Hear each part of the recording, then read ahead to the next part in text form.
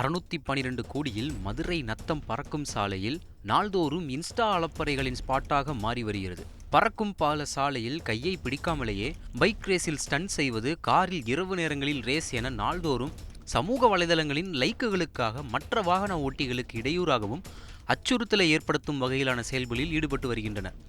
இந்நிலையில் மதுபோதையில் கையில் மதுபாட்டில்களுடன் இளைஞர் கும்பல் ஒன்று நத்தம் பறக்கும் பால சாலையின் நடுவே உள்ள தடுப்புச் சுவரில் ஏறி மதுபோதையில் அலப்பறை செய்வது போல போனில் இன்ஸ்டா ஷூட்டிங் பதிவு செய்யும் வீடியோ தற்பொழுது சமூக வலைதளங்களில் வெளியாகி பரபரப்பை ஏற்படுத்தி வருகிறது. இவர்கள் மீது நடவடிக்கை எடுக்க வேண்டும் என சமூக வலைதளவாசிகள் காவல்துறையினருக்கு கோரிக்கை எழுப்பி வருகின்றனர். காவல்துறை ரோந்து வாகனம் சென்று திரும்பும் நேரங்களை அறிந்து கொண்டு அந்த நேரங்களில் காவல்துறையினருக்கே டிமிக்கி கொடுத்துவிட்டு இது போன்று இன்ஸ்டா அலப்பறைகளை மதுபோதையில் ஷூட்டிங் நடத்திவிட்டு தப்பிவிடுகின்றனர்.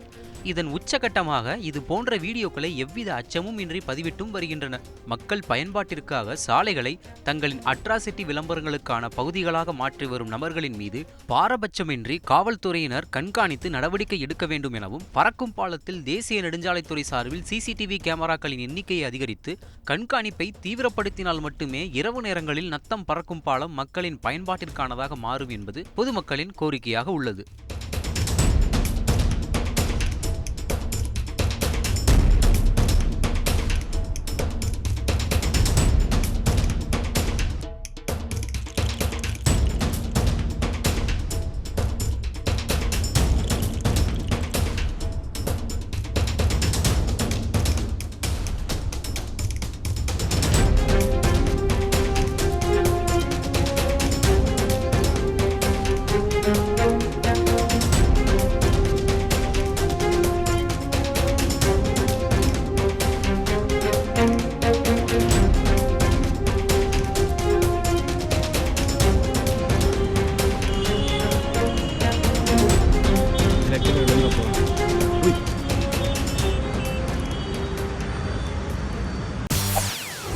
செய்திகளை உடனுக்குடன் தெரிந்து கொள்ள உடனே சப்ஸ்கிரைப் பண்ணுங்க.